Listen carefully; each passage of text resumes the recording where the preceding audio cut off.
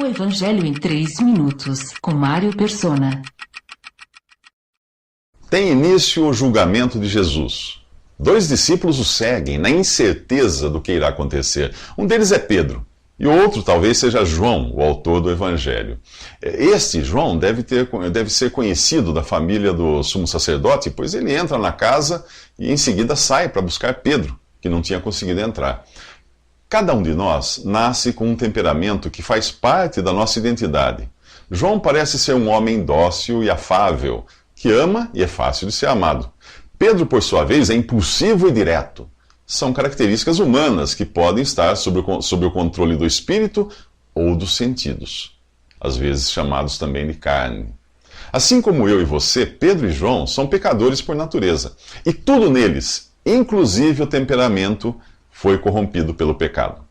João, com seu temperamento dócil, é mais diplomático e apto a conquistar amizades e acessos, como o da casa do sumo sacerdote. Pessoas acessíveis têm fácil acesso. Pedro, por sua vez, está no outro extremo. Ele é o homem de pavio curto, muito útil para comandar um batalhão, trabalhar de capataz ou ser o primeiro a mergulhar no mar para ir ao encontro do Senhor. Mas dificilmente ele conseguirá um emprego como relações públicas. Pedro e João sempre foram assim, e essas características fazem parte deles como indivíduos, cada um com a sua identidade própria. O problema não é o temperamento, mas o que o controla esse temperamento. O ser humano passa por diferentes estágios, infância, adolescência, fase adulta, sem perder a sua identidade.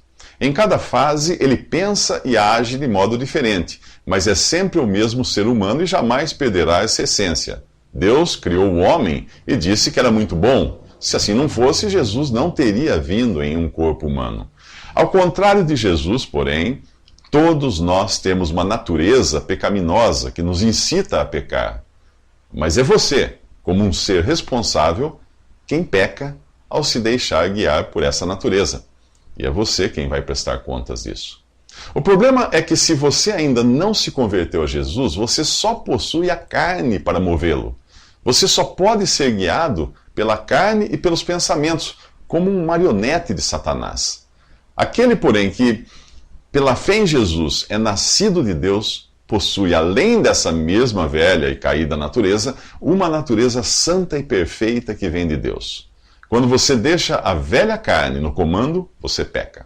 Quando você se deixa guiar pelo Espírito de Deus, você age segundo a vontade de Deus. O problema no Éden foi Eva se deixar guiar pelos sentidos. A árvore era boa para comer, era agradável aos olhos, era boa para dar entendimento.